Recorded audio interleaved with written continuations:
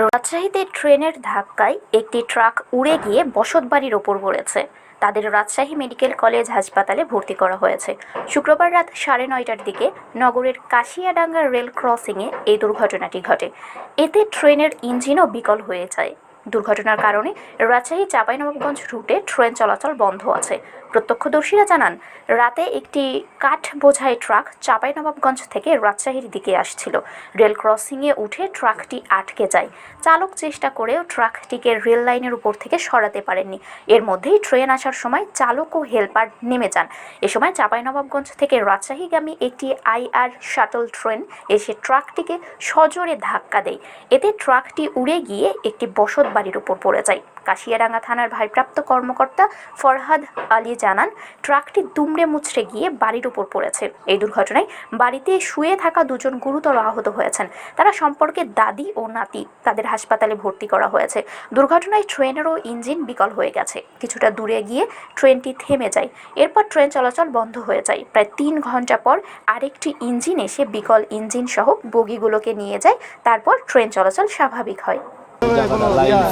যে যখন ট্রেনটা শীতলাই ছিল, গেটম্যান কিন্তু বাসি দিয়েছিল, সে সময় ট্রাকটা এসে কিন্তু এখানে স্টার্ট থেমে যায়। যেহেতু রেল লাইনটা কিছুদিন আগে মেরামত করে দেওয়া গেল, এই রেল লাইনটা মানে ঢালাই করেনি তারা। এর জন্য প্রচণ্ড পরিমাণে গাড়ি যাওয়ার জন্য গর্ত আপনি দেখতে পাচ্ছেন আপনারা। এর জন্য স্টার্টটা ওখানে বন্ধ হয়ে যায়।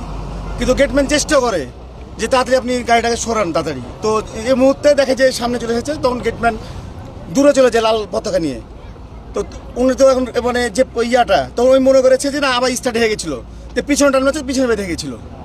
যে মুহূর্তে মানে ট্রেন এসে উড়িয়ে দিয়ে এই ঘটনাটি টাইমে মনে করেন গেট খেলা হয়, খেলার টাইমে মনে করেন একটা গাড়ি, এই গাড়িটা এসে মনে করেন ওখানে দাঁড়িয়ে যায়, মানে স্টার্ট বন্ধ হয়ে যায়। স্টার্ট বন্ধ হওয়ার কারণে গেট ফেলতে পারে।